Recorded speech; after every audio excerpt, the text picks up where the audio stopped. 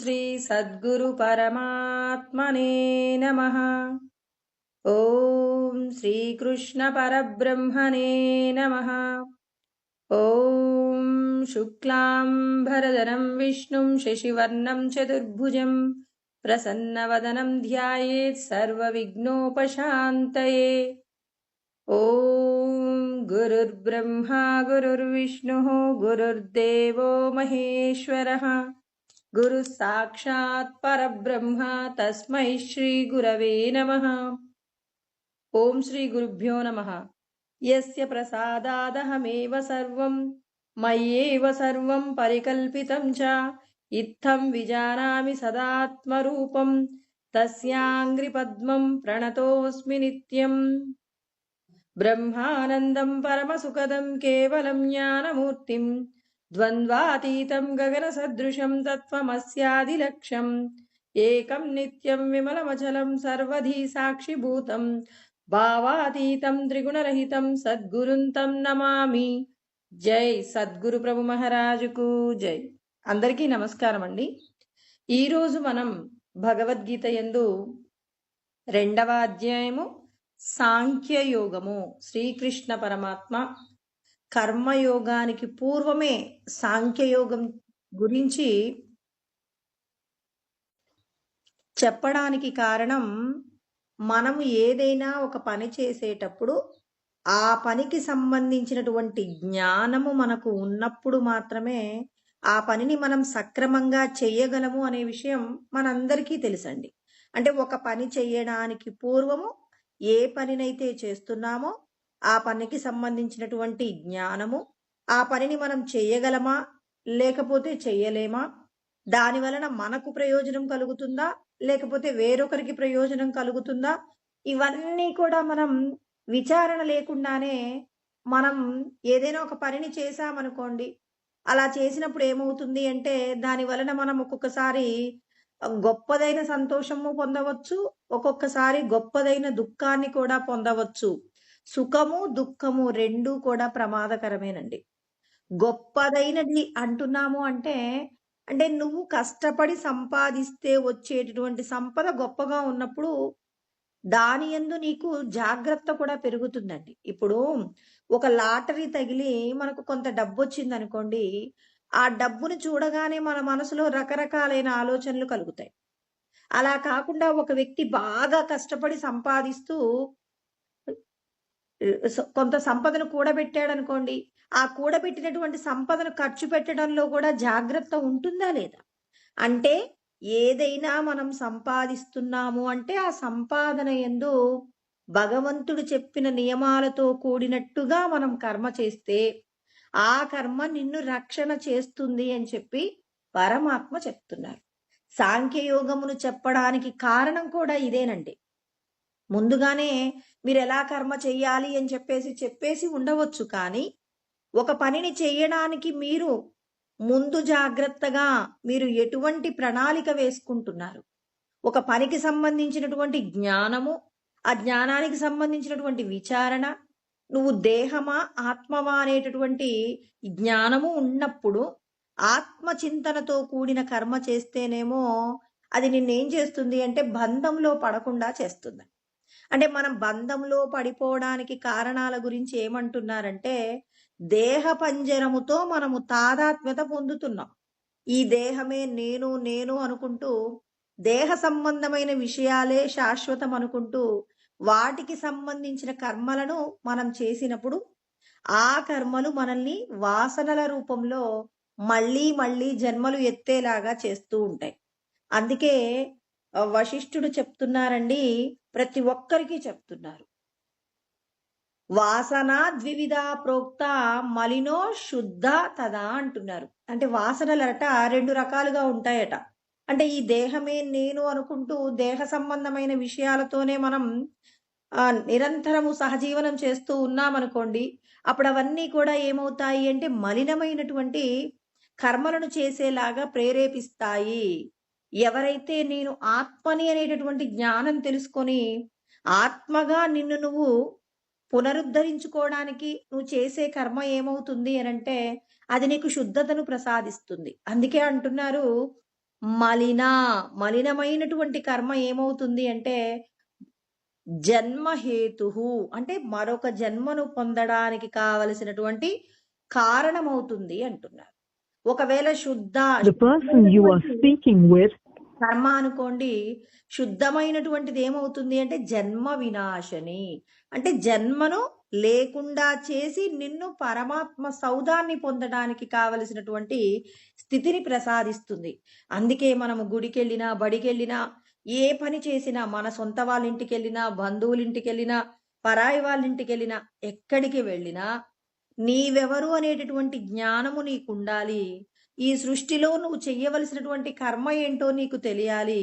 నువ్వు ఎలా జీవించాలో నీకు తెలియాలి.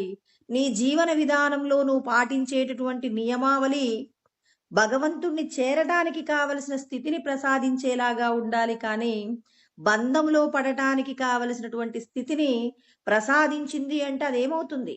జన్మ హేతు అవుతుంది. కాబట్టి మరొక జన్మ కలగడానికి కావలసినటువంటి స్థితిని సంపాదించుకునే ప్రయత్నంలో నువ్వు కర్మ చేస్తావా?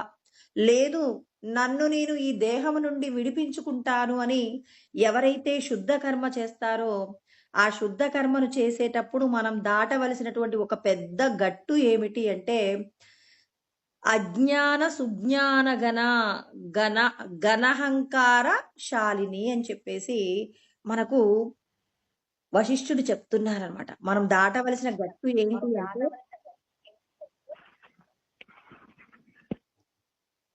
అహంకారం అనేటటువంటి ఈ ఏదైతే అంటే మనకు ఈ దేహానికి సంబంధించి ఏవైతే సుకృతాలు పరమాత్మ మనకిచ్చారో అంటే సంపద, కులము, తర్వాత కీర్తి ప్రతిష్టలు, ఇలా మన దేహానికి సంబంధించి ఏ ఏ విషయాలైతే గొప్పగా మనకు పరమాత్మ ప్రసాదించారో, అంటే భగవంతుడు కొంతమందికే సుకృతాలన్నీ ఇస్తారా, అందరికీ ఇస్తారా అంటే పరమాత్మ చెప్పిన సత్యం తెలుసుకోవాలండి. అందరికీ అహంకారం ఉంటుంది, అందరికీ మనస్సు ఉంటుంది, అందరికీ బుద్ధి ఉంటుంది, అందరికీ పాంచభౌతికమైనటువంటి దేహం ఉంటుంది. అంటే పంచభూతాలతో కూడిన దేహము అందంగా ఉండనివ్వండి, వికారంగా ఉండనివ్వండి, తర్వాత లావుగా ఉండనివ్వండి, పొట్టిగా ఉండనివ్వండి, నల్లగా ఉండనివ్వండి, తెల్లగా ఉండనివ్వండి, ఎలా ఉన్నా మనిషిగా నువ్వు పుట్టావు అంటే మాత్రం ఇక కొన్ని లక్షల కోట్ల జన్మలలో నువ్వు చేసిన పుణ్యం ఉంటే ముందు నువ్వు మనిషిగా పుట్టావు. 84 లక్షల రకాల ఉపాధులలో శ్రేష్టమైన ఉపాధి ఏంటి అంటే మనిషి ఉపాధి. మనం ఏం చేస్తున్నాం? నేను ఈ కులంలో ఉన్నాను అని అహంకరిస్తా. అది గొప్ప కులమైతే అహంకారము, తక్కువదైతే కృంగిపోవటం, అందంగా ఉంటే అహంకరించడం, అందం లేకపోతే అయ్యో నేను వికారంగా ఉన్నానని చెప్పి. అంటే కొద్ది రోజుల పాటు సహజీవనం చేసే వస్తువులు బాగా లేకపోతే మనం చాలా దుఃఖపడతామండి. అంటే కొద్ది రోజులు అంటే పుట్టినప్పటి నుంచి, ఈ శరీరం పుట్టినప్పటి నుంచి మరణించేంత వరకు, అంటే మనకు ఊహ తెలిసినప్పటి నుంచి నువ్వు అందంగా ఉన్నావని అంటుంటే వాళ్ళలో ఒక రకమైనటువంటి అహంకారాన్ని, అంటే వాళ్ళ అహంకారానికి ఏం చేస్తున్నారు? ఇప్పుడు అగ్నిలోనండి నెయ్యి వేస్తూ ఉన్నాం. నెయ్యి వేస్తూ ఉన్నప్పుడు ఏమవుతుంది? ఆ జ్వాల పెరుగుతుందండి. ఇప్పుడు అగ్నిలో గనక నీరు పోస్తున్నాం అనుకోండి, నెమ్మది నెమ్మదిగా అగ్ని ఏమవుతుంది? చల్లారుతుంది. అంటే చిన్నప్పటి నుంచి కూడా మన తల్లిదండ్రులు, చుట్టూ ఉన్న పరిసరాలు, నువ్వు నీది గొప్ప కులం, గొప్ప కులం అంటుంటే నీకు తెలియకుండానే అహంకారం పెరుగుతుంది. నువ్వు అందంగా ఉన్నావు అంటుంటే, అందరూ అంటుంటే మనలో అహంకారం పెరుగుతుంది. నువ్వు బాలేదు, మీది ఫలానా కులము, ఇలాంటి కులంలో చాలా నేర ప్రవృత్తి ఉంటుంది, ఇలా ఎన్నో విషయాలు చెప్పారనుకోండి, వాళ్ళకు తెలియకుండానే వాళ్ళ మీద ఏమవుతుంది?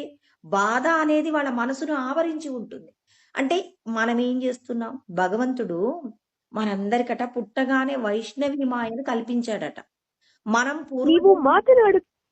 మనం పూర్వజన్మలలో చేసిన కర్మఫలాలను అనుభవించడానికి పరమాత్మ మనకు ఒక శరీరం ఇచ్చారండి. ఈ శరీరంతో నువ్వు చేయవలసిన సాధనేంటో నీకు తెలియకపోవడం వలన గొప్పగా ఉన్నామని అహంకరిస్తున్నాం, గొప్పగా లేవని దిగులు పడుతున్నాం. ఈ రెండు కూడా ప్రమాదకరమే కదండి. ఈ రెండింటి వల్ల ఏమైనా ప్రయోజనం ఉందా? ఏ విధమైనటువంటి ప్రయోజనం లేదు. ఎందుకు ప్రయోజనం లేదు? ఈ శరీరం నువ్వే అయితే నువ్వు బాధపడు, అయ్యో నేను పర్మనెంట్ గా ఇందులోనే ఉండిపోవాలి, పరమాత్మ ఎందుకు నాకు ఇలా ఇచ్చారని. అంటే కొద్ది రోజులే ఉంటుంది ఈ శరీరం నీకు. మనం చూస్తున్నాం కదండీ! మన కళ్ళ ముందు చిన్న పిల్లలు మరణిస్తున్నారు. పెద్దవాళ్ళు మరణిస్తున్నారు. అన్ని రకాలైనటువంటి వయసున్న వాళ్ళు చనిపోతున్నారు. అంటే మరణించడానికి ఈ సమయంలోనే అవకాశం అనేది లేనే లేదు. ఏ సమయంలోనైనా నువ్వు మరణించే అవకాశాలుంటాయి. అందుకే ఈ విషయాలన్నీ తెలిసినటువంటి వారు ఎవరు? పరమాత్మకొక్కరికే తెలుసండి. మనం ఎంత కాలం ఈ శరీరంలో ఉంటామో మనకు తెలీదు. కానీ ఈ శరీరంలో ఉంటే మాత్రం గొప్పదైన సాధన చేసుకోవచ్చు. ఆ సాధన ఏంటంటే మనమందరం అనుకుంటున్నామండి. భార్య, పిల్లలను పోషణ చేసుకోవడమే మన అందరి యొక్క లక్ష్యమని మనమందరము కూడా దేహ సంబంధమైన విషయాల కోసమే మన యొక్క జీవన యాత్ర జరుగుతూ ఉంది. ఎవరైతే ఆత్మజ్ఞానాన్ని తెలుసుకుంటారో, తెలుసుకున్నటువంటి వారి యొక్క ఆలోచనలు ఈ శరీరంతో ఉన్నప్పుడే నేను బంధము నుండి విడిపడటానికి కావలసినటువంటి ప్రయత్నాలు చెయ్యాలని ఎవరైతే సుకృతం అంటే మనకు మంచిని జీవుడిని ఉద్ధరించగలిగేటటువంటి కర్మలను చేసే ప్రయత్నం ఎవరైతే చేస్తారో అలా చేసినటువంటి వారు శాశ్వతమైనటువంటి ఆనందాన్ని పొందుతూ ఇక జన్మ లేకుండా చేసుకోవచ్చు. అందుకే ఇక్కడ ఆయన చెప్పారు అజ్ఞాన సుజ్ఞాన ఘన అంటే గొప్పదైనటువంటి అహంకారం అండి. అజ్ఞానము చేత మనం ఏమంటున్నాం? నాకు ఇది ఉంది. పరమాత్మ అంటున్నారు ప్రతి ఒక్క ప్రాణికి కూడా నేను ఒక గొప్పతనాన్ని ఇచ్చాను. చిన్న చీమ అండి. ఆ చీమలో కూడా భగవంతుడు ఏమంటున్నారు? దానికి ఉండేటటువంటి ప్రత్యేకత దానికి ఉంటుంది. అంటే సృష్టిలో ప్రతి ప్రాణికి ఒక ప్రత్యేకత ఉంటుంది. ఆ ప్రత్యేకతతోనే అవి జీవిస్తాయి. మనలో కూడా ఒక ప్రత్యేకత ఉంటుంది. ఒకరికి ఒక ప్రత్యేకత ఉంది అని అబ్బో భగవంతుడు అన్నీ వాళ్ళకే ఇచ్చాడు నాకేమీ ఇవ్వలేదు అంటే భగవంతుడి గొప్పతనం ఏంటో భగవంతుడి యొక్క మనసేంటో తెలియనప్పుడు మనం విమర్శ చేస్తాం.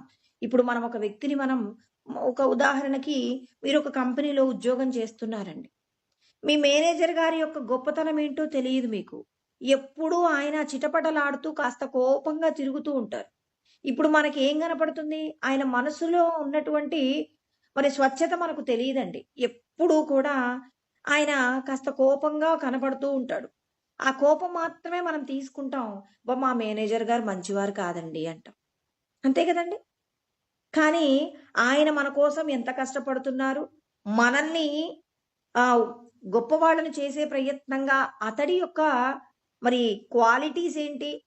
ఆయన పనిచేసే తీరేంటో తెలుసుకోకుండా పైపైన కనపడుతున్న విషయాలను చూసి మనమందరం ఏం చేస్తున్నామంటే ఒకరిని ఇష్టపడటం, ఒకరిని ద్వేషించడం జరుగుతుంది. కొంతమంది చూడండి పైకి మాత్రం నవ్వుతూ ఉంటారు. లోపట మాత్రం విషం చిమ్ముతుంటారు. మనం ఏం చేస్తాం?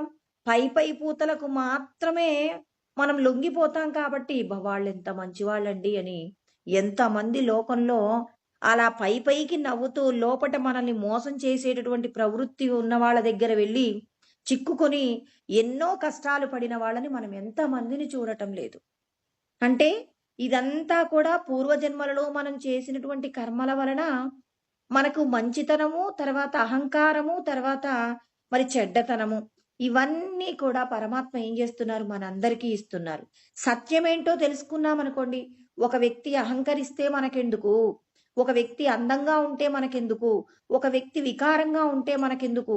ఒక వ్యక్తి ఎలా అయినా ప్రవర్తించనివ్వండి. అందరిలో ఎవరున్నారు? పరమాత్మ ఉన్నారు. పరమాత్మ యొక్క శక్తి ఉంది. ఒక వ్యక్తిని మనం ఎప్పుడూ అసహించుకుంటామనుకోండి, ఆ వ్యక్తి గొప్పగా పాడాడు ఒకరోజు. మనం ఏమనుకుంటాం? అబ్బా! ఇతడిలో ఇన్ని రకాలైనటువంటి ఆ చెడ్డ లక్షణాలు ఉన్నాయనుకున్నాం.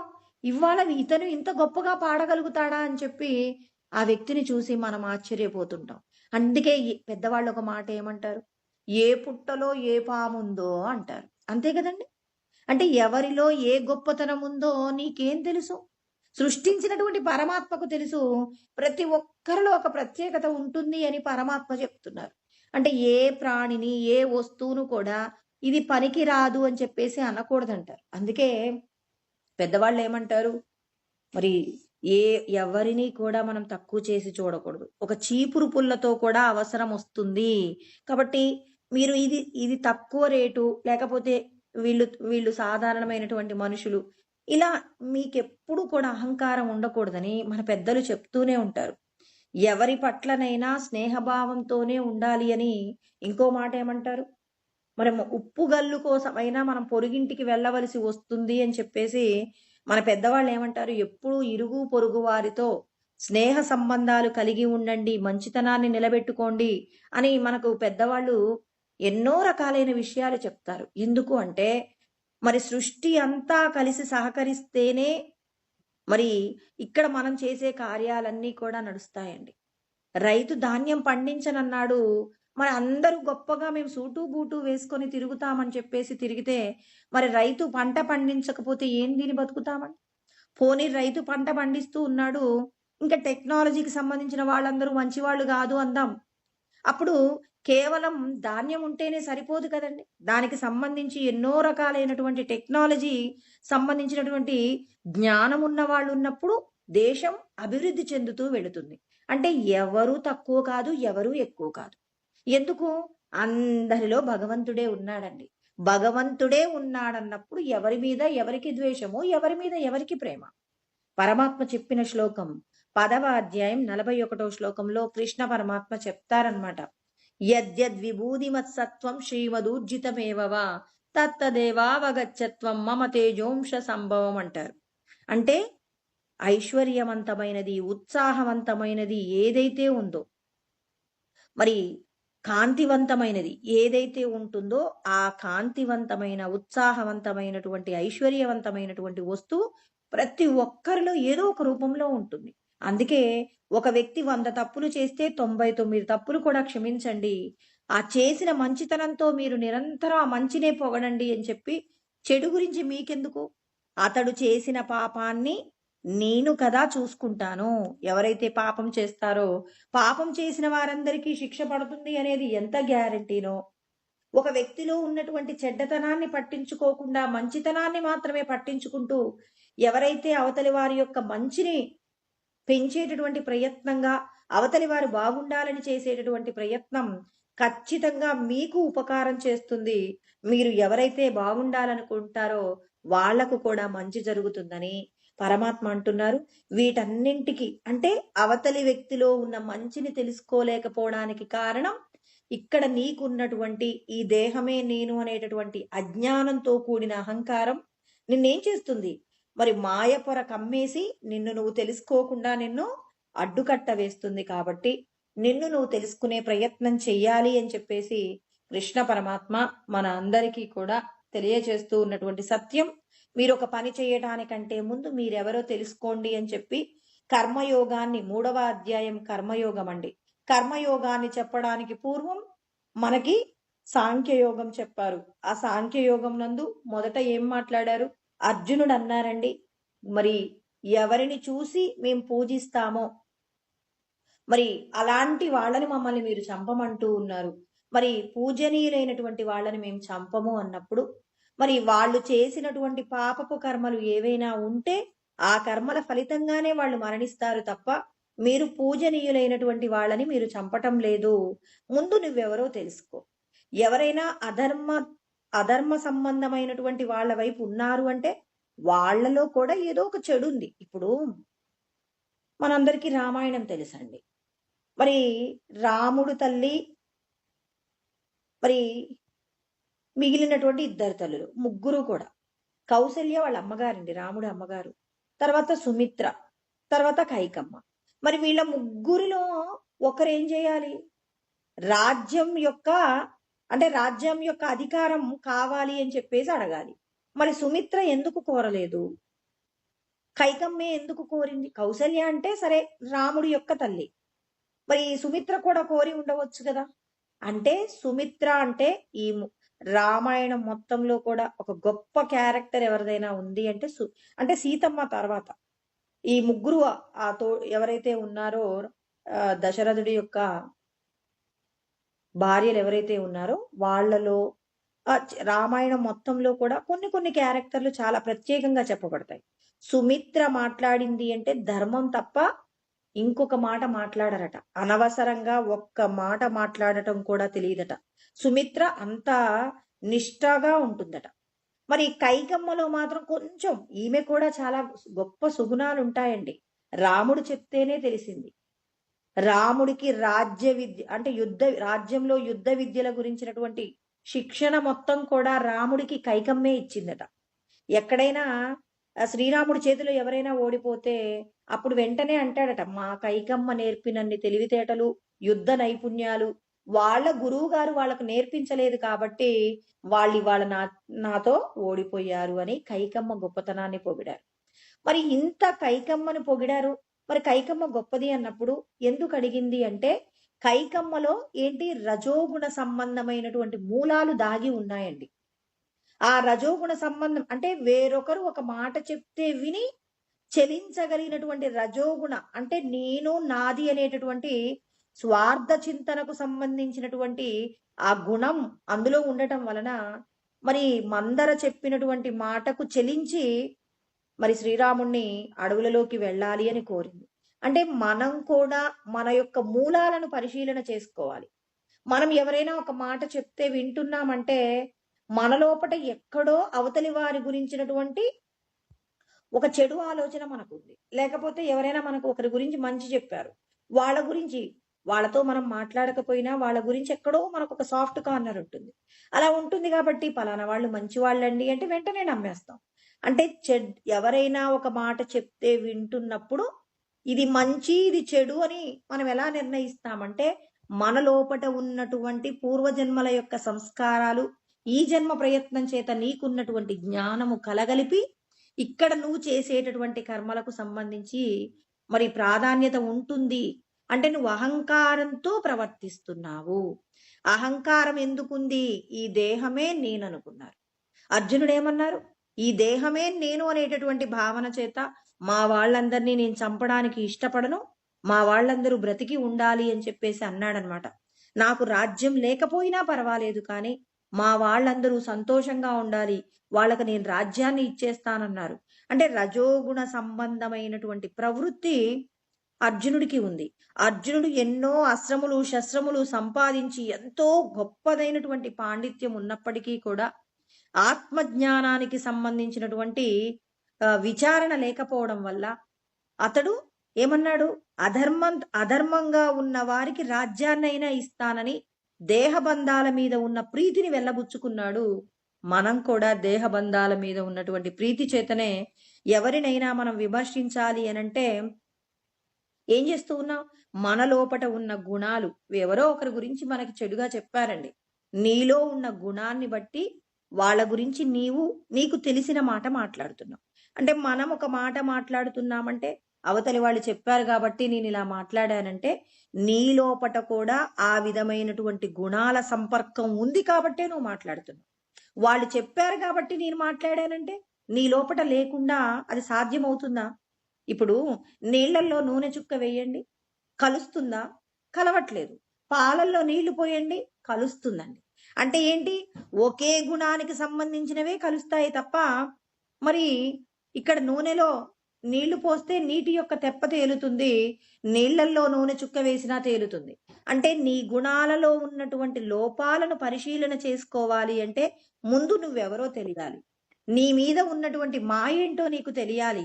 మనందరి మీద సత్వ రజస్ తమ ఇది గుణాల యొక్క మరి అంటే రజోగుణం తమోగుణం సత్వగుణం అనేటటువంటి విషయాలు మనందరి మీద ఉన్నాయండి. ఎవ్వరూ మినహాయింపు కాదు, జీవన్ముక్తులు తప్ప.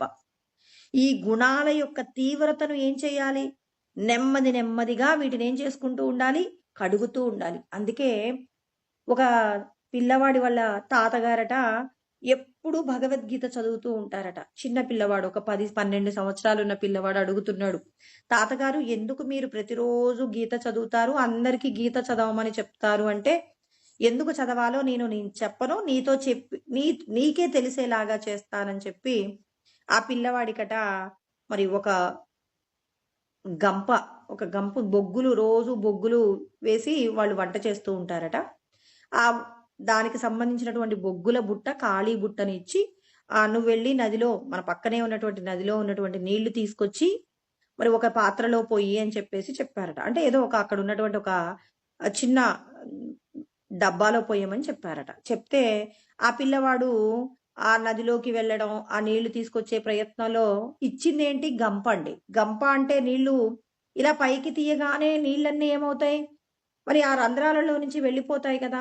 ఆ పిల్లవాడు చాలా ప్రయత్నం చేసి తాతగారి దగ్గరికొచ్చి, "తాతగారు, తాతగారు మీరేమో నీళ్లు తీసుకొచ్చి డబ్బాలో పోయమని చెప్పారు. మీరిచ్చినటువంటి ఆ గంపలో నీళ్లు పట్టుదామంటే నీళ్లు ఆగట్లేదండి. చాలా ప్రయత్నం చేశాను కానీ ప్రయత్నం మాత్రం ఫలించలేదు తాతగారు" అన్నారట. "మీరు చెప్పిన పని చేయలేదు తాతగారు" అంటే, భగవద్గీత కూడా రోజు ఎందుకు చదవాలంటే, మొదట నీకు గంప ఇచ్చినప్పుడు ఆ గంప ఎలా ఉంది అంటే, "నల్లగా ఉంది తాతగారన్నారు." మరిప్పుడెలా ఉందో చూడు నువ్వు ప్రయత్నం చేసిన తర్వాత. అంటే దాంట్లో ఉన్నటువంటి నలుపుదనమంతా పోయింది. భగవద్గీతను తెలిసి విన్నా, తెలియక విన్నా, అక్కడ చెప్పబడినటువంటి ఏదైతే అమృతం ఉంటుందో, ఆ అమృతం తాగుతూ ఉంటే మన లోపట ఉండేటటువంటి రజో, తమో గుణాల వలన వచ్చేటటువంటి ఏవైతే సంస్కారాలుంటాయో, అవి నెమ్మదిగా ఏమవుతూ ఉంటాయి? వాటి యొక్క తీవ్రత తగ్గుతుంది. ఒకప్పుడు ఒక వస్తువుని చూస్తే అది పొందేంత వరకు మొండితనం ఉండేది.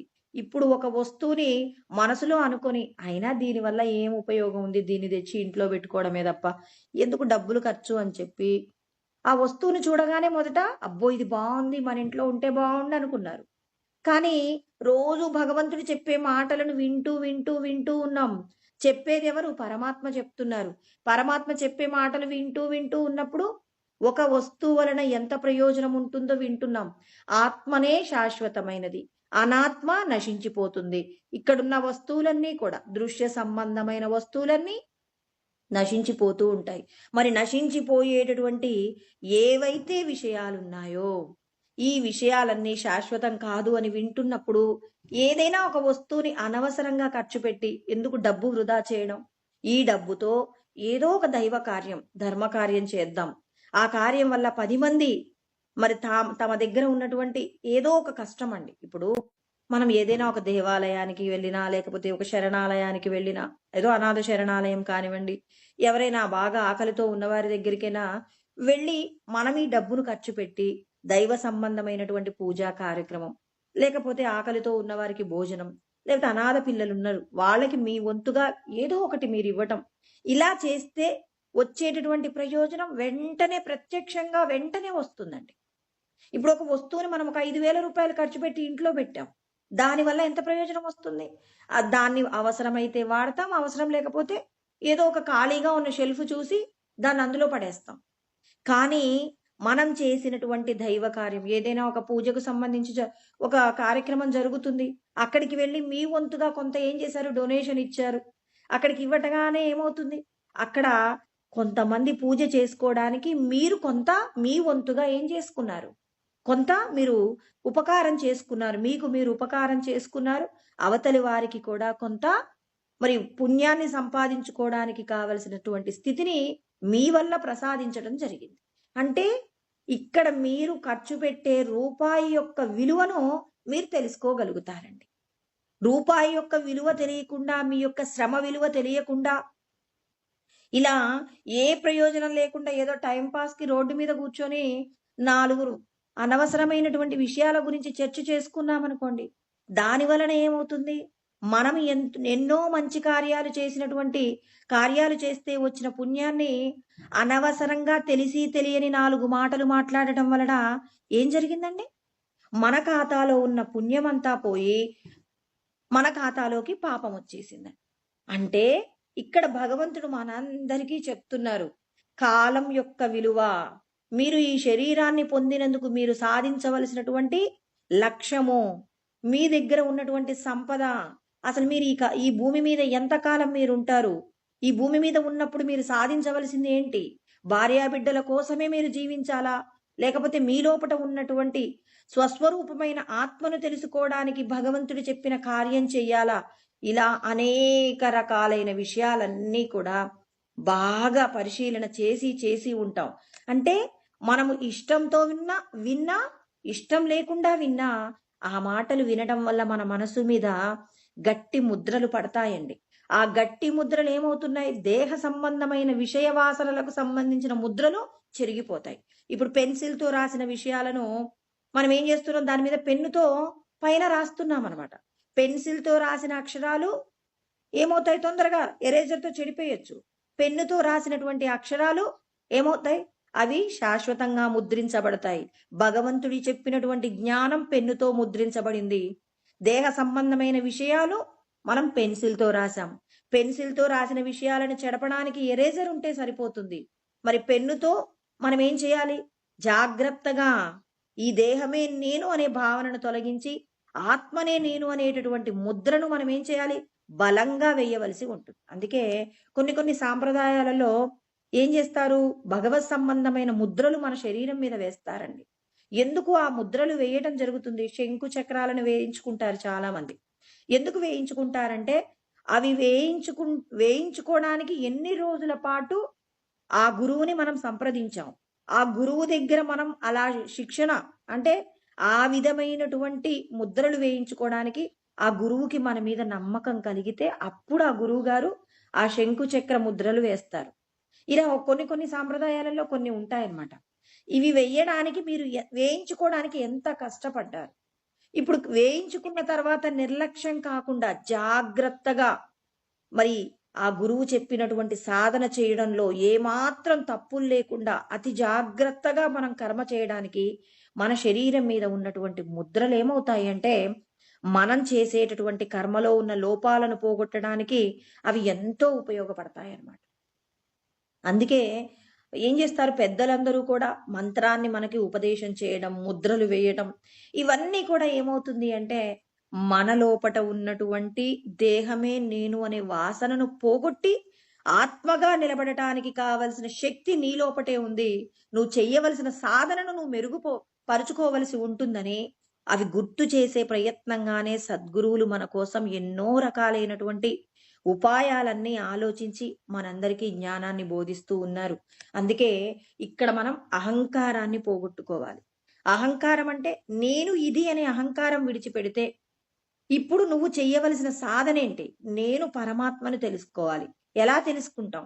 ప్రతి ఒక్కరిలో పరమాత్మ ఉన్నారు అన్నప్పుడు మనం చెయ్యవలసిన కర్మ ఎలా ఉండాలో ఇక్కడ శ్రీకృష్ణ పరమాత్మ మన అందరికీ కూడా తెలియచేస్తూ ఉన్నారు. అందుకే ఆయన ఏమన్నారు? మొదట కర్మణ్యేవాధికారస్తే మా ఫలేషు కదాచన మా కర్మ ఫల హేతుర్భూహు మాతే సంగోస్త్వ కర్మణి అన్నారు. అంటే మొదట ఆయన ఏమన్నారు? మీరందరూ కర్మ చెయ్యాలి. కర్మ చెయ్యకుండా తప్పించుకోవడానికి వీల్లేదు. ఈ మాట గుర్తుపెట్టుకోండి. అయ్యో నేను ఈ పని చెయ్యనండి, నాకు అవసరం లేదు. ఇప్పుడు నీ కళ్ళ ముందు ఎవరికో కష్టం ఉందండి, నాకెందుకు అని చెప్పేసి నువ్వు అలా ఊరికే ఉన్నావనుకోండి, ఈశ్వరుడు ఏం చేస్తారు? నీ కళ్ళ ముందు వేరొకరు ఇబ్బంది పడుతుంటే చూసి నీకు పట్టనట్టుగా ఉన్నందుకు భగవంతుడు ఏం చేస్తాడు? నీ ఖాతాలో ఉన్న పుణ్యం తీసేస్తాడు, నీ ఖాతాలో పాపం వేసేస్తాడు. అంటే నువ్వు అక్కడ జరుగుతున్న సంఘటనకు స్పందించనప్పుడు పరమాత్మ వేసేటటువంటి శిక్ష ఉంటుంది అన్నప్పుడు ఇక్కడ నువ్వు భూమి మీద ఏం చేయడానికే పుట్టావు? ఏ పని చేయడానికి పుట్టావు? భగవంతుడు నీకు ఈ సమయంలో ఏ పనప్ప చెప్పారో పరిసరాలను జాగ్రత్తగా పరిశీలన చేసుకుంటూ నువ్వు చెయ్యవలసిన కర్తవ్యాన్ని ఫలితాన్ని కోరకుండా ఈశ్వరుడు నన్ను ఈ పని చెయ్యమంటున్నారని అక్కడ నువ్వు ఏ విధమైనటువంటి ఉపకారము చెయ్యగలవో, ఏ కర్మను చేయగలవో ఆ కర్మను చెయ్యి. నహి దేహభృతా శక్యం త్యక్తుం కర్మాణ్యశేషతః యస్తు కర్మ ఫలత్యాగి సత్యాగీత్యభిధీయతే అని కృష్ణ పరమాత్మ మనందరికీ 18వ అధ్యాయంలో 11వ శ్లోకంలో అంటారు. ఎవ్వరు కూడా కర్మను విడిచిపెట్టడానికి వీల్లేదు. కర్మ యొక్క ఫలాలను మాత్రం నాకు విడిచిపెట్టండి అంటే ఇక్కడ కృష్ణ పరమాత్మ కూడా ఏమన్నారు అంటే ఇక్కడ ముందు 2వ అధ్యాయంలో ఏమన్నారు? కర్మను చెయ్యండి అన్నారు. కర్మను చెయ్యండి అంటూ ఫలితాలను కోరకూడదు అన్నారు. ఇదే విషయాన్ని మనకు 18వ అధ్యాయానికి వెళ్ళేసరికి ఏమంటున్నారు? మీరందరూ కర్మ ఫలాలను భగవంతుడికి విడిచిపెట్టి కర్మను చెయ్యండి. అందరికీ కర్మలు విడిచిపెట్టే అవకాశం ఉండదు. నేను ఈ పని చెయ్యను అని చెప్పి సోమరిగా ఉంటే ఆ భగవంతుడి యొక్క ఆగ్రహానికి గురవుతావు. కాబట్టి ప్రతి ఒక్కరూ నేను ఈ పని చెయ్యనని బద్దకిస్తే, సోమరిగా ఉంటే, ఆయనకు నచ్చని వాళ్ళు ఈ లోకంలో ఎవరైనా ఉన్నారా అంటే సోమరిగా మరి ఎప్పుడూ నిద్రపోతూ ఉన్న సంపదలు, తల్లిదండ్రులు సంపాదించిన సంపదలను ఖర్చు పెట్టుకుంటూ ఇక్కడ సుఖంగా ఉండడమే అంటే ఈ శరీరాన్ని ఎప్పుడు సుఖంగా ఉంచడమే మా జీవిత లక్ష్యమని ఎవడైతే మరి నిర్లక్ష్యంగా జీవిస్తూ ఉంటాడో వాళ్ళందరికీ భగవంతుడు వేసే శిక్ష ఎలా ఉంటుందంటే, ఆసురీం యోనిమాపన్నా మూఢా జన్మని జన్మని మామప్రాప్యైవ కౌంతేయ తతో యాంత్యదమాం గతిం. అంటే నీచమైనటువంటి యోనులలోకి నేను విసిరివేస్తాను ఇలాంటి ప్రవర్తన ఉన్న వాళ్ళకి. సోమరితనంగా చేసేటటువంటి పని యందు శ్రద్ధ లేకుండా ఏదో చెయ్యమన్నారు కదా అని చెప్పేసి చేస్తూ, అంటే ఒక పనిని చేసేటప్పుడు నిర్లక్ష్యంగా చేసినా, చెయ్యకుండా ఊరకనే ఉన్నా మీకు ఖచ్చితంగా నీచమైన యోనులలోకి ప్రవేశం ఉంటుంది. పరమాత్మ అంటారండి, ఎంత కఠినంగా అన్నారంటే, క్షిపామ్యజస్రమ శుభాన్, అశుభ సంబంధమైనటువంటి భగవంతుణ్ణి తెలుసుకోలేని నీచ జన్మలు ఏవైతే ఉంటాయో ఆయా జన్మలలోకి మిమ్మల్ని నేనేం చేస్తాను, విసిరివేస్తాను అంటున్నాడు. 16వ అధ్యాయం 19వ శ్లోకంలో చెప్పారు. అందుకే ఇక్కడ కృష్ణ పరమాత్మ ప్రతి ఒక్కరూ కర్మ చెయ్యాలి, కర్మ చెయ్యను అనడానికి వీల్లేదు, ఫలితాలను భగవంతుడికి విడిచిపెట్టమని ఇక్కడ చెప్పాడు. అక్కడ ఇంకొద్దిగా స్పష్టత పెంచారు. అంటే ఒక్కొక్క శ్లోకాన్ని ఒక్కొక్క విధంగా చెప్తుంటారనమాట. కర్మ ఫలాలు మీరు కోరకూడదు అన్నాడు ఇక్కడ. ఇంకొంచెం ముందుకు వెళ్తే కర్మ ఫలాలు భగవంతుడికి సమర్పించిన కర్మ యజ్ఞం అవుతుందని 3వ అధ్యాయంలో అంటారనమాట. తర్వాత 18వ అధ్యాయం సంక్షిప్త గీత అంటారు. అక్కడ ఏం చెప్తారు, మీరు చేయవలసిన కర్మలను ఖచ్చితంగా చెయ్యాలి, కానీ ఫలితాలను భగవంతుడికి విడిచిపెట్టండి. అలా చేసినటువంటి కర్మ ఏమవుతుంది, మిమ్మల్ని పరమాత్మ దగ్గరికి తీసుకువెళ్ళడానికి కావలసిన స్థితిని మీకు ప్రసాదిస్తుంది అని చెప్పేసి మన అందరికీ కూడా కృష్ణ పరమాత్మ ఎన్నో సూచనలు చేస్తున్నారు. కర్మ ఫలాలకు మీరు కారణం కాకండి అని చెప్తూ, మనమందరం కర్మ చేయటానికంటే ముందు నీకు ఎటువంటి జ్ఞానం ఉండాలి, యోగస్థః కురు కర్మాణి సంగం త్యక్త్వా ధనంజయ. ఈ శ్లోకాన్ని బాగా అర్థం చేసుకోవాలండి. మీరు ఒక పనిని చేసేటప్పుడు ఫలితాన్ని విడిచిపెట్టి కర్మ చేస్తున్నామంటారు. మనం అందరం ఏమంటామంటే, నేను ఏ పని చేసినా భగవద్ అర్పణ అనుకొని కర్మ చేస్తానండి అని చెప్పేసి చెప్తామండి. అంటే భగవంతుడికి కర్మను అర్పించడానికంటే ముందు నీకు జ్ఞానం ఉండాలని పరమాత్మ చెప్తున్నారు. ఎటువంటి జ్ఞానం ఉండాలి, ఈ దేహమే నేను, నా దగ్గర ఇంత సంపద ఉంది, నేను ఇంత ఈ ఉద్యోగం చేస్తున్నాను, నేను స్త్రీనని, నేను పురుషుడినని, నేను ఇంత చదువుకున్నానని, ఇలా దేహ సంబంధమైన విచారణ కాదు. మీకు ఉండవలసిన జ్ఞానం ఎలా ఉండాలో తెలుసు. ఒక పని చేయడానికి మనిషికి ఉన్న అర్హత ఏంటో చెప్తున్నాడండి పరమాత్మ. యోగస్థః. యోగస్థః అంటే ఏంటి, యోగస్థః అంటే ఏంటంటే, ఈ దేహమే నేను అనే భావన విడిచిపెట్టి, ఈ దేహము దేవాలయము, ఈ దేవాలయంలో ఎవరున్నారు, జీవో దేవ సనాతన, సనాతనమైన దైవమే జీవుడుగా ఉంది. అంటే ఇన్ని రోజులు మనం ఏమనుకుంటున్నాం, ఈ ఆత్మను ఈ శరీరానికే అన్వయించి ఈ దేహమే నేను అని చెప్పేసి, నేను అందంగా ఉన్నాను, నేను వికారంగా ఉన్నాను, నాకు ఇంత సంపద ఉంది, నాకు ఇన్ని కీర్తి ప్రతిష్టలు ఉన్నాయి, ఇలా అన్నింటినీ తలుచుకుంటూ జీవిస్తున్నాం.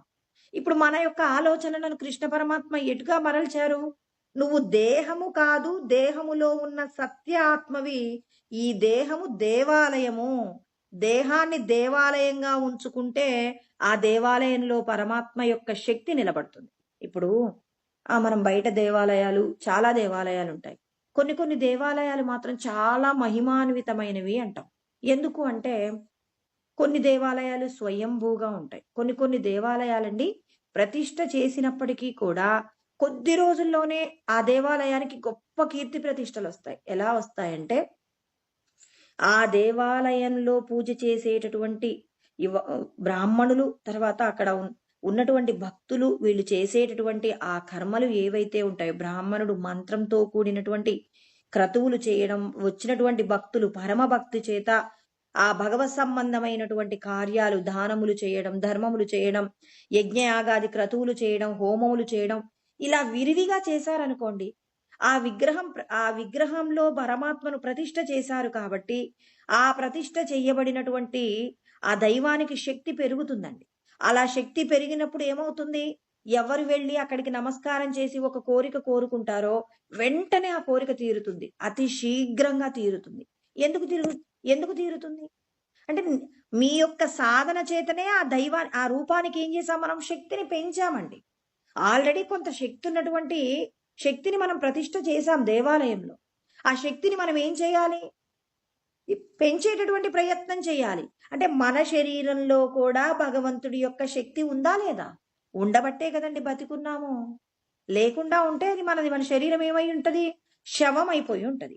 మరి ఈ శవానికి ఎలా శక్తి పెరిగిందండి?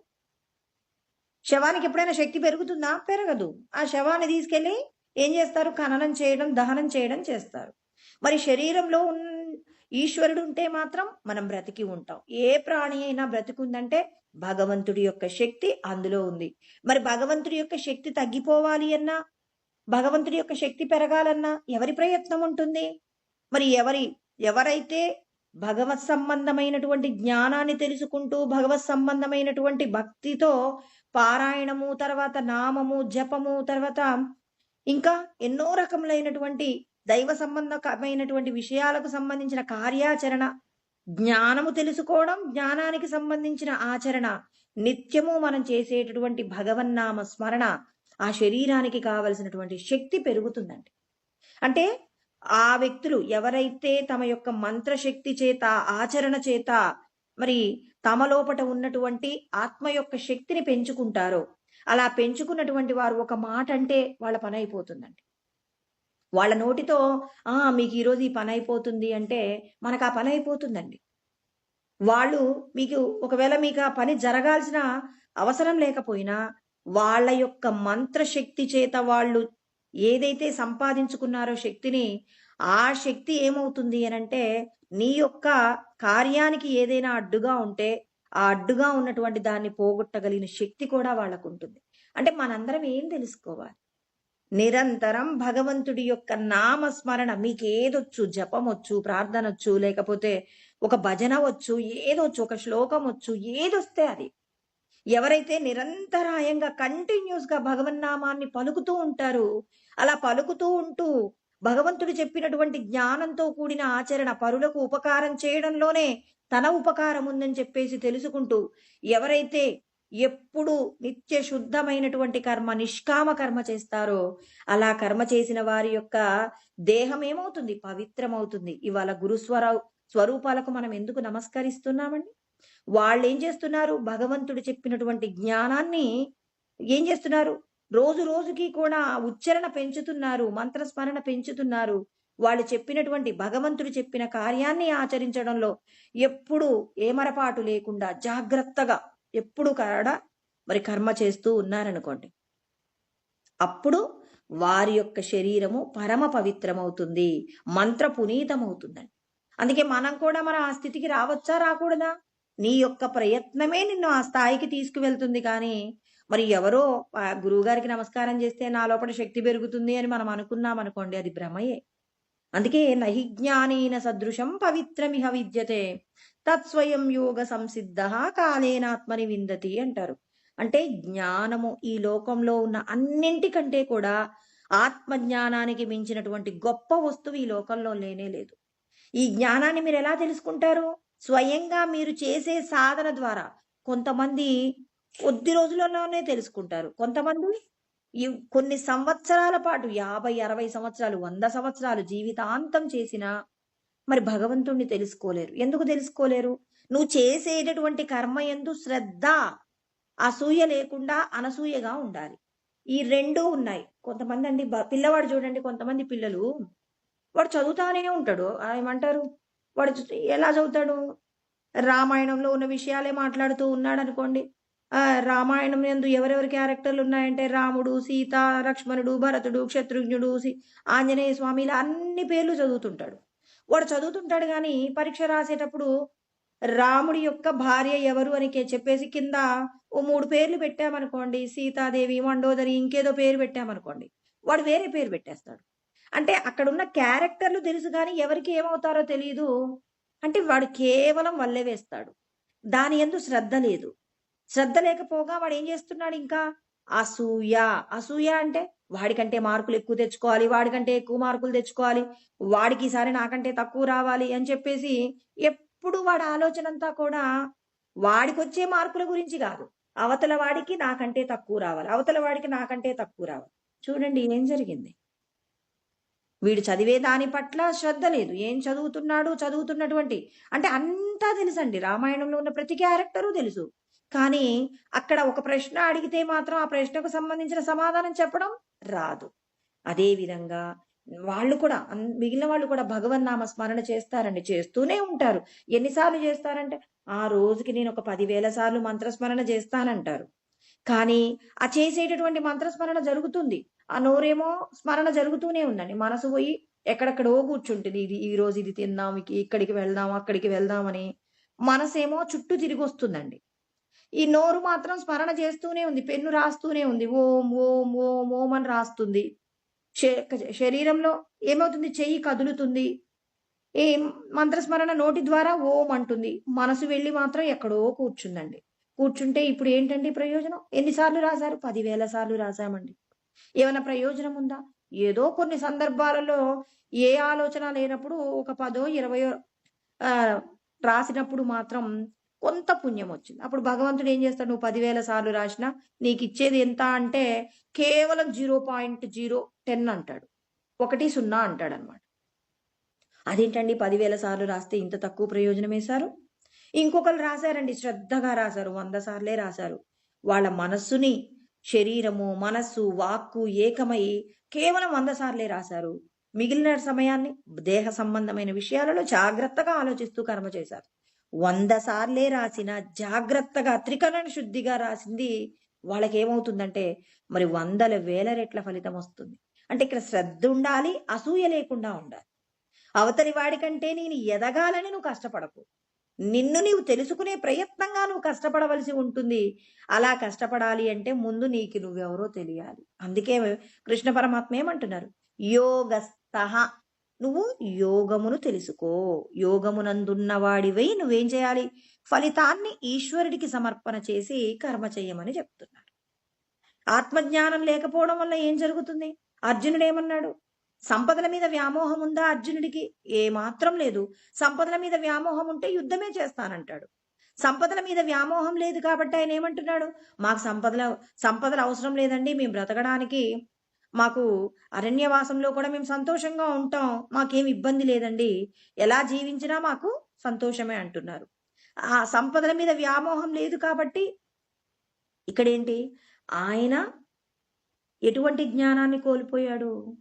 దుర్మార్గులైన వారికి కూడా సంపదలు ఇచ్చేస్తానన్నారు. అర్జునుడి యొక్క కష్టం ఏంటి అంటే ఆత్మజ్ఞానము లేకపోవడం వలన. మనం కూడా అంతేనండి, ధర్మంగా జీవిస్తాం.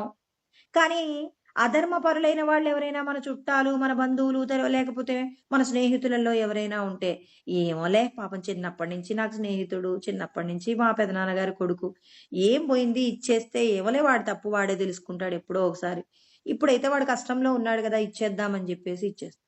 భగవంతుడు అంటారు, నువ్వు ఒక్కడివి ధర్మంగా ఉంటే సరిపోతుందా? అధర్మ పరులకు ఎందుకు నువ్వు వాళ్ళకి సహాయం చేస్తున్నావు? అధర్మ పరులు చేసేటటువంటి తప్పుని నువ్వు తప్పని ఎందుకనవు? వీడి పని చేస్తుంటే ఇలా చేయకూడదురా బాబు అని ఎందుకు చెప్పవు? అయ్యో చెప్తే వాడికి కోపం వస్తుంది. అంటే వాడికి కోపం వస్తుంది అని చెప్పి వాడి తప్పును ప్రోత్సహించే ప్రయత్నం చేస్తావా? వాడిని నాశనం చేసేది ఎవరు అంటే నువ్వు అతనికి కోపం వస్తుందని చెప్పేసి నువ్వేం చేస్తున్నావు? అధర్మంతో ఉన్నటువంటి వాడికి నువ్వు ప్రోత్సాహం చేస్తున్నావు. భగవంతుడు ఏమంటున్నారు? అందరినీ దిద్దేటటువంటి ప్రయత్నం చేయమంటున్నారు. అధర్మంగా ప్రవర్తించేటటువంటి వారిని శిక్షించడానికి మీ దగ్గర కొంత ధైర్యం ఉండాలి. ఎలా ఉంటుందండి? నాకంటే బాగా సంపదలో అధికులు, గొప్పవాళ్ళు, మరి గొప్పవాళ్ళు తప్పు చేస్తుంటే ఇది తప్పు అని చెప్తే, మరి సంపదలు తక్కువగా ఉన్నవాళ్ళు చెప్తే వింటారా? కానీ ఇక్కడ కృష్ణ పరమాత్మ ఒక సత్యం చెప్తున్నారు.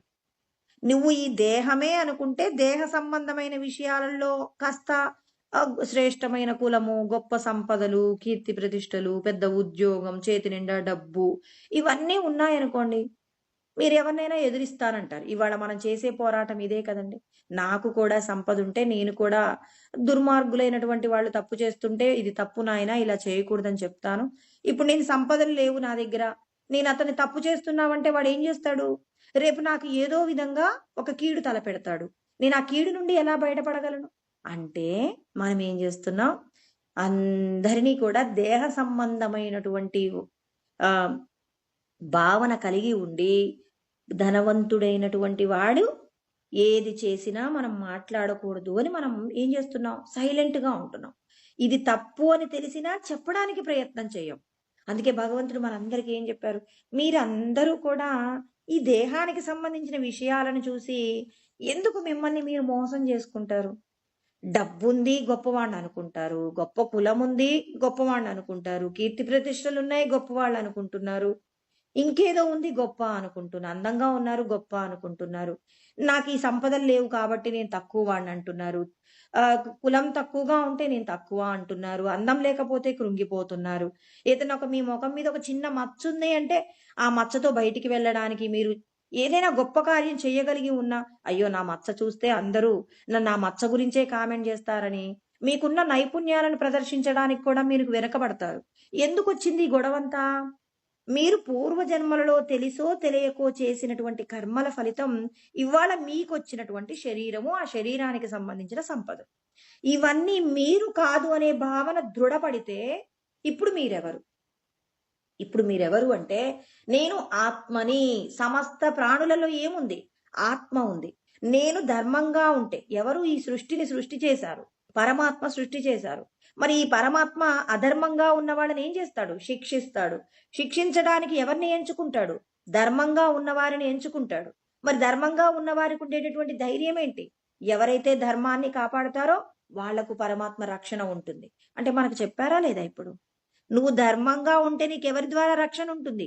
ఎవరో ఒక వ్యక్తి నిన్ను నింద చేస్తాడో, ఎవరైనా బెదిరిస్తారేమో, ఎవరైనా కొడతారేమో, ఎవరైనా చంపుతారేమో, ఎవరైనా మనకివ్వాల్సిన వస్తువు ఇవ్వకుండా ఆపుతారేమోనని మీరు బెంగపడాల్సిన అవసరం లేదు. అందరికీ అన్నీ ఇచ్చేది నేనే. అందరూ చేసినటువంటి కర్మలను నేనేం చేస్తూ ఉంటాను?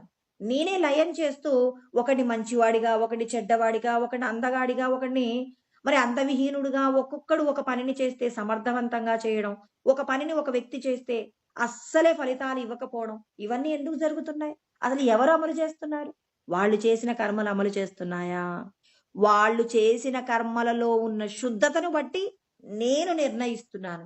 అంటే భగవంతుడే అన్నీ చేస్తున్నాడన్నప్పుడు నువ్వు ధర్మంగా ఉన్నటువంటి వాళ్ళకి నువ్వు ప్రోత్సాహం ఇవ్వాలి. అధర్మంగా ఉన్నటువంటి వారిని ఎదిరించి మరి వాళ్ళని నువ్వు తప్పు చేస్తున్నావని మీరు ఎందుకు నింద చేయలేరు? ఎందుకు చేయలేరంటే వాళ్ళంటే భయం. అయ్యో! రేపటి నుంచి నన్ను రానివ్వరేమో అని నీకు భగవంతుడి మీద నమ్మకం లేదండి. భగవంతుడి మీద నమ్మకం ఉంటే మనం ఎవరికి భయపడాల్సిన అవసరం లేదు. అందరినీ నడిపించేది ఆ భగవంతుడే. నిన్ను అక్కడికి ఆ భగవంతుడు తీసుకెళ్లాడంటే నీ వలన ఏదో ఒక కార్యం చెయ్యమని భగవంతుడు నీకు చెప్తున్నాడు. కానీ అక్కడ వాళ్ళకు ఉన్నటువంటి గొప్పతనాన్ని చూసి మనం ఏం చేస్తున్నాం? భయపడిపోతూ, అమ్మో నాకెందుకు, నేనెందుకు మాట్లాడాలంటే, మరి నువ్వు ధర్మాన్ని కాపాడితే కదా భగవంతుడి రక్షణ నీకుండేది.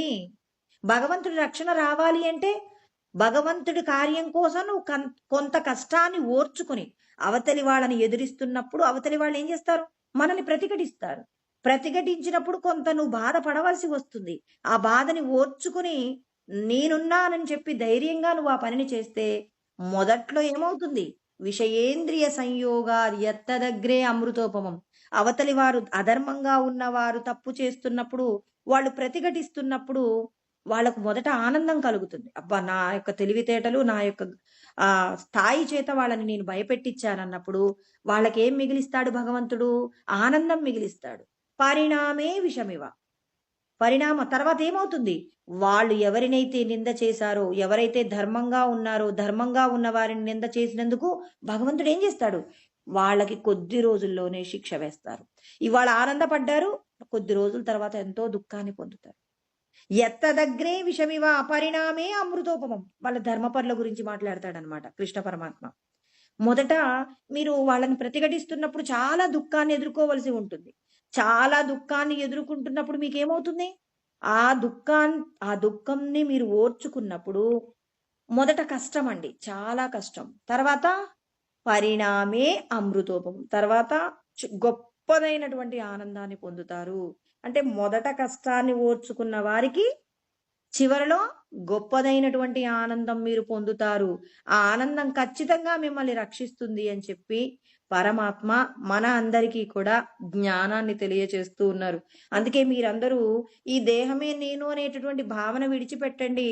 నేను ఆత్మ సంబంధమైనటువంటి స్వస్వరూపమైనటువంటి ఆత్మనే అనేటటువంటి జ్ఞానాన్ని మీరు కలిగి ఉండండి అని చెప్పేసి కృష్ణ పరమాత్మ చెప్తున్నారండి. అంటే మనకి ఎన్ని విధాలుగా కృష్ణ పరమాత్మ ధైర్యం చెప్పే ప్రయత్నం చేస్తున్నారు. అన్ని ధైర్యాలలోకెల్లా గొప్ప ధైర్యం ఏంటి అంటే, నేను ఒక గొప్ప ధనవంతుల చెంతలో ఉన్నానని, కీర్తి ప్రతిష్టల ఉన్నటువంటి వారి చెంతలో ఉన్నానని, లేకపోతే మరి మా తండ్రి గారు గొప్ప ధనవంతుడని తల్లిదండ్రుల్ని చూసి, ఇలా దేహ సంబంధమైన విషయాలలో ఉన్న గొప్పతనాన్ని చూసి ఎవ్వరు కూడా ధైర్యంగా ఉండకండి. ఆ ధైర్యమంతా కూడా ఉత్తుత్తదే. శాశ్వతంగా నిన్ను రక్షించేది ఎవరు అంటే, ఆ భగవంతుడు నీ లోపట ఉన్నటువంటి పరంధాముడే నిన్ను రక్షిస్తారు కాబట్టి, ఆ పరంధాముడు చెప్పినటువంటి ధర్మాలనే మనం ఆచరించే ప్రయత్నం చెయ్యాలి కానీ, దేహ సంబంధమైన విషయాల కోసమని చెప్పి, అంటే కొన్ని వస్తువుల వలన వచ్చేటటువంటి ఆనందం కోసం గనక మనం భగవంతుడు చెప్పిన ధర్మాన్ని గనక విడిచిపెట్టాము అంటే, పరమాత్మ కఠినంగా శిక్షిస్తారట. అందుకే చూడండి ఆయన చెప్పేటప్పుడు కర్మ ఎలా చేయాలో చెప్తున్నారు. మీరందరూ ఆత్మవంతులయ్యి, అప్పుడు యోగమునందు ఉండి, ఆత్మవంతులుగా ఉండి, సంగం త్యక్త్వా, కర్మ యొక్క ఫలితాలను విడిచిపెట్టి మీరు కర్మ చేయండి. అలా కర్మ చేస్తున్నప్పుడు మీకు ఒక్కొక్కసారి సిద్ధ్యో నిర్వికారః, అంటే ఒక కర్మ వల్ల అధికమైనటువంటి గొప్ప ఫలితం రావచ్చు. లేకపోతే ఒక్కొక్కసారి ఏమవుతుంది, మరి ఫలితాలు గొప్పగా రాకపోవచ్చు. సిద్ధ్యో నిర్వికారః అంటే, మరి ఒక కర్మ మనం చేసిన పని వలన ఒక దాని వల్ల కొంత లాభం రావచ్చు, లేకపోతే కొంత నష్టం రావచ్చు. ఏదొచ్చినా ఎలా ఉండాలి మీరు? వికారమును పొందకండి. ఇప్పుడు మనం ఎక్కడికైనా ఒక చోటికి వెళ్ళామనుకోండి, అక్కడ మనకి అనుకూలంగా అక్కడున్న పరిస్థితులు లేవనుకోండి, వచ్చిన తర్వాత చాలా బాధపడతాం. అనవసరంగా వెళ్ళాం, వెళ్ళకుంటే బావుండేది. హాయిగా ఇంట్లో ఉన్నా బావుండేది కదా అని చెప్పేసి మనం ఏమనుకుంటాం? మనం వెళ్ళకుండా ఉంటే బావుండంటే భగవంతుడు ఏమంటున్నారండి, ఇప్పుడు నేనెళ్ళనండి, నేను చెయ్యను. ఈరోజు నువ్వెక్కడికెళ్ళాలో పరమాత్మ నిర్ణయించారు. ఆ నిర్ణయించినటువంటి దాని దగ్గరికి మనం వెళ్ళాం. వెళ్ళి వెళ్ళినప్పుడు ఏమైంది? అక్కడ మనకు కొంత దుఃఖం కలిగింది. అయ్యో! నేను వెళ్ళకుండా ఉంటే బావుండంటే భగవంతుడంటారు, నువ్వు ఖచ్చితంగా ఒక చోట నువ్వు చెయ్యవలసిన కర్మను నేను నిర్ణయించానంటే, నీ ప్రమేయం లేకుండానే నువ్వెళ్తావు. నిజంగానే మనం వెళ్తామా అంటే వెళ్తామంటున్నాడండి పరమాత్మ. నీకిష్టం ఉన్నా లేకపోయినా నేను ఈరోజు నువ్వు పలానా చోట పలానా ఉండాలి అని నేను నిర్ణయిస్తే నువ్వు ఖచ్చితంగా వెళ్తావు. యద్యహంకారమాశ్రిత్య నయోచ్చైతి మన్యసే మిథ్యైష వ్యవసాయస్తే ప్రకృతిస్త్వాం నియోక్షతి అని కృష్ణ పరమాత్మ 18వ అధ్యాయంలో మాట్లాడతారండి. ఏమంటారు? నేను ఈ పని చెయ్యను అని చెప్పి మీరు అహంకరించారు. అయ్యో! నేనెందుకెళ్తానండి, నాకిష్టం లేదు. ఇష్టం లేని చోటికి నేనెలా వెళ్తానని చెప్పేసి మీరు అహంకరించారనుకోండి, అప్పుడు ఏమవుతుందో తెలుసా? మీ ప్రయత్నము మిథ్య. అంటే మీ ప్రయత్నం అది సక్సెస్ కాదు. ఖచ్చితంగా నేనొక పని చెయ్యాలని నేను నిర్ణయిస్తే నువ్వు ఖచ్చితంగా వెళ్తావు. ఈరోజు నువ్వు శ్మశానానికి వెళ్ళాలని నేను నిర్ణయించాననుకోండి, ఖచ్చితంగా నువ్వు ఈరోజు శ్మశానానికి వెళ్తావు. ఏదో ఒక రూపంలో వెళ్తావు. నీ దగ్గర బంధువులు వెళ్ళటమో, లేకపోతే ఏదో కారణం చేత. అలా రోడ్డు మీద వస్తూ ఉంటే ఎవరో తెలిసిన వాళ్ళున్నారు. ఇట్లా మాకు తెలిసిన వాళ్ళండి, ఇలా కాలం చేశారు వెళ్తున్నాం. ఇద్దరం కలిసి వెళ్దాం. కొద్దిగా ఆ చివరి వరకు వెళ్ళొద్దాం రండి అని చెప్పేసి అన్నారనుకోండి. అప్పుడేం చేస్తాం మనం? ఒక్కొక్కసారి తప్పించుకోలేని పరిస్థితి. ఆయన నువ్వు కలిసి ఎక్కడికో వెళ్ళాలి. మళ్ళీ ఆయన కోసం ఇక్కడ ఎదురు చూడటం కంటే మళ్ళీ అక్కడి వరకు ఆయనతో కలిసి వెళ్ళిపోయి, అటు వెళ్ళిపోతే పనైపోతుంది గదా అని జెప్పి, అంటే ఏ కారణం చేతనైనా నేను నిర్ణయించిన ప్రదేశానికి మీరెళ్తారంతే. అది మీరు ఇష్టంతో వెళ్తారా, కష్టంతో వెళ్తారా అనేది తర్వాత. ఈశ్వరుడు నాకు ఈ పని అప్పజెప్పారని పరమ ప్రీతితో చేశారనుకోండి, అప్పుడు ఏమవుతుంది? గొప్పదైన ప్రయోజనాన్ని పొందుతారు. ఏంటో నా కర్మ ఈరోజు శ్మశానానికి రావాల్సొచ్చింది. లేకపోతే ఏంటో నా కర్మ నేను ఇక్కడికెళ్ళాల్సొచ్చింది. వెళ్ళకుండా ఉంటే పోయేది అని జెప్పేసి మనం అనుకున్నామనుకోండి.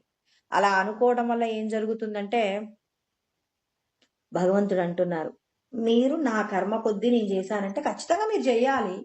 మీరు పూర్వజన్మల్లో చేసినటువంటి కర్మ ఫలాలు మీరు ఎక్కడ, ఎప్పుడు, ఎలా ఉండాలో నేను నిర్ణయిస్తున్నాను. వాటి యందు మీరు ఈ జన్మ ప్రయత్నం చేత ఈ కార్యాన్ని చేయడంలో గనక మీరు ఆత్మవంతులుగా యోగమునందు మీరుండి గనక కర్మ చేస్తే దాని వలన గొప్పదైనటువంటి ఫలితం పొందుతారు. అంటే మనం గొప్పదైనటువంటి ఫలితం పొందాలి అంటే ఈశ్వరుడు ఏమంటున్నారు?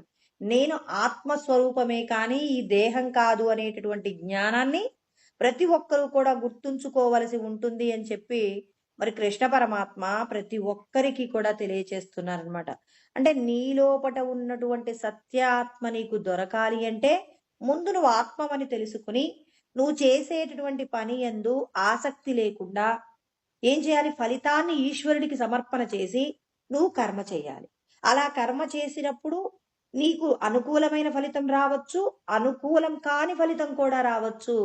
కానీ అదేమవుతుంది అనంటే మాత్రం దాని యందు నువ్వెలా ఉండాలి అంటే నిర్వికారః, వికారమును పొందకూడదు. ఇక్కడికి వెళ్ళొచ్చాను, అనవసరంగా వెళ్ళాను, ఈ మాటొద్దు. భగవంతుడు నన్ను అక్కడికి తీసుకెళ్ళాడు, నా వలన నేను అయింది చేశాను, ఇక ఫలితం భగవంతుడు చూసుకుంటాడని ఇప్పుడు మనస్సు యందు ఏ ఆలోచన లేకుండా ఉంటే మాత్రం ఇక మనం భగవంతుడికి చాలా దగ్గరయ్యామండి. ఒక చోటకు వెళ్ళొచ్చాక సంతోషాన్ని 10 సార్లు స్మరణ చేస్తామండి, దుఃఖాన్ని 10 సార్లు స్మరణ చేస్తాం. భగవంతుడు అంటున్నారు, ఈ క్షణంలో జరిగినటువంటి పనిని ఈ క్షణంలో మీరు మీరు ధర్మంగా ఉండే ప్రయత్నంలో మీరు ఆ కర్మ చెయ్యండి. అంతేకాని ఈ కర్మను చేసి దాని గురించి మళ్ళీ ఒక 2 గంటలు మీరు దాని గురించి చర్చ చేయడం చెయ్యకూడదు. పరమాత్మ చక్కటి ఉదాహరణలు చెప్తున్నారు. ఏమంటున్నారు? ఉపమానాలు చెప్తున్నారు, ఉదాహరణలు చెప్తున్నారు. ఎందుకు చెప్తున్నారు? మీరు ఒక పనిని చేసినప్పుడు దాని గురించి ఒక పశువు గడ్డి మేసిన తరువాత ఖచ్చితంగా నెమర వేయాలి. నెమర వేయకపోతే దానికి కావలసిన శక్తి రాదు. ఇక్కడ మనిషి చేయవలసినటువంటి కర్తవ్యం ఏమిటి అంటే, నేను ఈ దేహం కాదు అనే భావన నీకు గుర్తున్నప్పుడు, నీకు ఈశ్వరుడు ఒక పని అప్పచెప్పారన్నప్పుడు ఆ పనిని చేసిన తరువాత నువ్వు దాని గురించినటువంటి స్మరణ లేకుండా నువ్వు ఉండాలి. దేని గురించిన స్మరణ చెయ్యాలి, దేని గురించి స్మరణ చేయకూడదు, ఈ రెండింటి గురించినటువంటి ఒక క్లారిటీ నీకు ఉండాలండి. ఆ క్లారిటీ లేనప్పుడు నువ్వేమవుతున్నావు? నష్టపోతున్నావు. నీవు ఎవరు అన్నప్పుడు అందుకే ఇక్కడ ఆయన ఏం చెప్పాడు? యోగస్థః, నేను ఆత్మని అనేటటువంటి జ్ఞానం మనకుంది. ఆత్మను అనేటటువంటి జ్ఞానం ఉన్నప్పుడు లోకంలో ఉన్న ప్రతి ప్రాణి ఆత్మయే. నువ్వెందుకు అప్పుడప్పుడు తప్పులు చేస్తుంటావు? మనం పూర్వజన్మల్లో చేసిన పాపపు కర్మలు మన చేత తప్పులు చేయిస్తూ ఉంటాయి. మరి వేరొకరు బయట ఉన్న వాళ్ళు కూడా తప్పులు చేస్తుంటారు, కోప్పడుతుంటారు, అసూయ పడుతుంటారు, ఎవరి దగ్గర వస్తువునైనా లాక్కునే ప్రయత్నం చేస్తారు, అవతల వారికి సహాయం చేసే ప్రయత్నం చేస్తారు. ఇవన్నీ ఎలా జరుగుతున్నాయి? నువ్వు ఉదయం ఎవరైనా మీ ఇంటికి వస్తే ప్రేమతో ఆదరించారు, మధ్యాహ్నం ఎవరో వచ్చారు, మీ ఇంట్లో ఏదో చిరాకుంది, ఇప్పుడు మీరు వెంటనే అంటున్నారు, వాళ్ళు ప్రేమగా మాట్లాడినా ఇంకా మీరు వెళ్తారా అంటాం కోపంగా, నాకు చాలా పనులున్నాయి మీరు తొందరగా వెళ్తే. అంటే ఒకప్పుడు ప్రేమగా మాట్లాడావు, ఒకప్పుడు ద్వేషంతో మాట్లాడావు. మరి నీలాగే అందరూ ఉంటారా?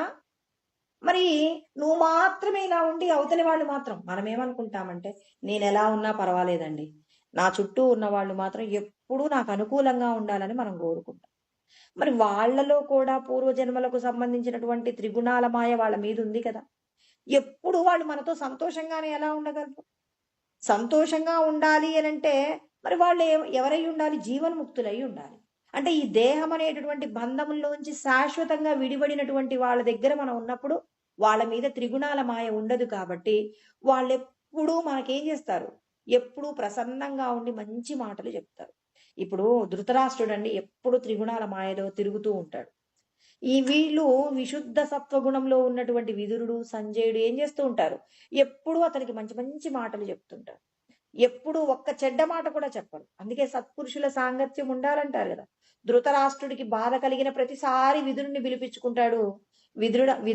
విదురుడితో 4 మంచి మాటలు చెప్పంటాడు. సరే పాటిస్తాడా పాటించడా అనేది తర్వాత, కానీ మంచి మాటలు వినేటటువంటి ప్రయత్నం మాత్రం ఎప్పుడు సాగిస్తాడు.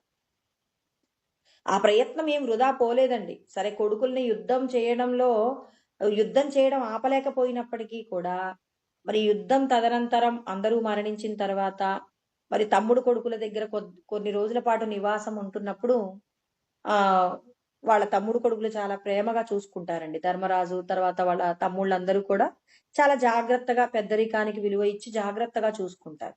అలా చూసుకుంటూ ఉంటున్నప్పుడు విదురుడు ఒకసారి వచ్చి ఎంతకాలం అని చెప్పేసి వాళ్ళ దగ్గర ఉంటావు, ఒకప్పుడు నువ్వు వాళ్ళు చనిపోవాలి అని చెప్పి అనుక్షణము కూడా ఆరాట పడినటువంటి వ్యక్తివి, ఇంకా వాళ్ళతోనే జీవించాలనుకుంటున్నావా? నువ్వు తెలుసుకోవాలనుకోవట్లేదా?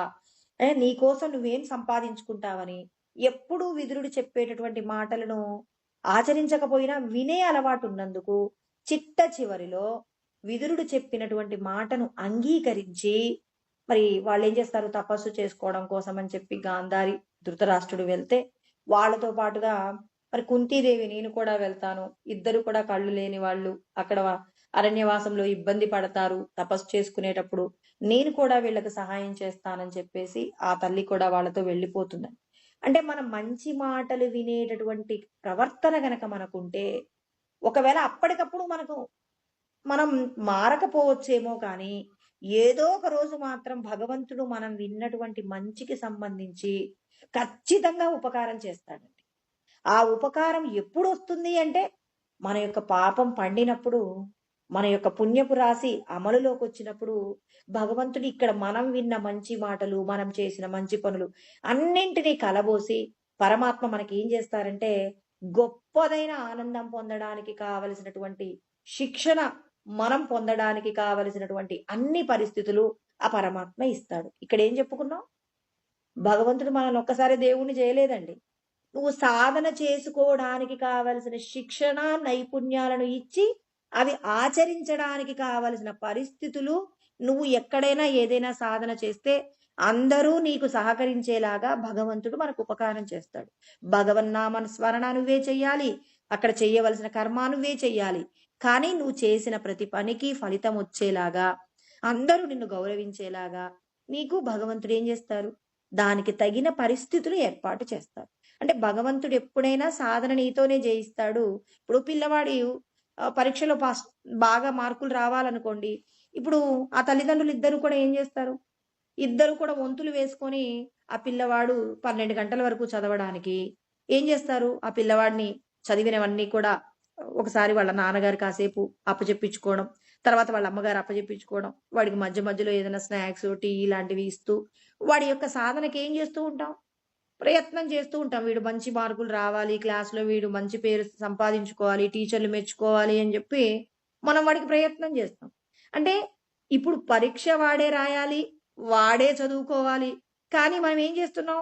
దానికి కావలసినటువంటి అనుకూల పరిస్థితులు. కొంతమంది చూడండి, పాపం ఆ పిల్లలకి చదవాలని ఉంటుంది కానీ కుటుంబంలో లైట్ వేస్తే ఒప్పుకోరండి. అయ్యో! నువ్వు నైట్ 9 తర్వాత లైట్ ఎయొద్దురా బాబు, మాకు నిద్ర పట్టదు. పొద్దున్నే మళ్ళీ మా పనుల మీద మేము వెళ్ళిపోతే నువ్వు లైట్ మాకు వెయ్యకురా చాలా బాబు కష్టంగా అన్నారనుకోండి. ఉంటుంది. పాపం ఆ పిల్లవాడు ఒక గంట 9-10 వరకు ఒక గంట ప్రశాంతంగా ఉండి చదువుకుంటే వాడు రేపు పరీక్షలో పాస్ అవుతాడండి. కానీ మరి ఆ కుటుంబ పరిస్థితులు ఎలా ఉన్నాయి? నువ్వు లైట్ వేస్తే నా కళ్ళు మంట పుడతాయి, నేను నైట్ మొత్తం కూడా నిద్రపోలేనురా అని చెప్పి వాళ్ళ నాన్నగారు ఒక రూల్ పాస్ చేశారనుకోండి. ఇప్పుడు ఆ పిల్లవాడు చదవగలుగుతాడా? ఎందుకు చదవలేకపోయాడు? అంటే వాడు చేసిన పాపపు కర్మ వాళ్ళ నాన్నగారి రూపంలో ఏమైంది? అడ్డుగా మారిందండి. అతను కూడా చాలా బిజీగా ఉండొచ్చు పాపం. ఆయన కావాలని కాదు. అతనికి కళ్ళ మీద లైట్ పడితే రాత్రి మొత్తం కూడా నిద్ర రాదు. మరి నిద్ర లేకుండానే గనక మనం వేరొక పని చేయడానికి వెళ్ళామనుకోండి, అప్పుడు రేపొద్దునే మనం ఎప్పుడైనా చూడండి, నిద్ర సరిగా పట్టని రోజు తెల్లారి మనం చాలా నీరసంగా ఉంటాం. ఎవరైనా ఏదైనా చెప్తుంటే మనకు అర్థం కాదు. మరి ఆయన పరిస్థితులు ఆయనకున్నాయి. అలా మరి ఒక పిల్లవాడు వాడు ఎప్పుడు చూసినా నిద్రపోయే పరిస్థితిలో ఉంటే తల్లిదండ్రులు అప్పజెప్పించుకుంటున్నారు, వాళ్ళు కూర్చుంటున్నారు.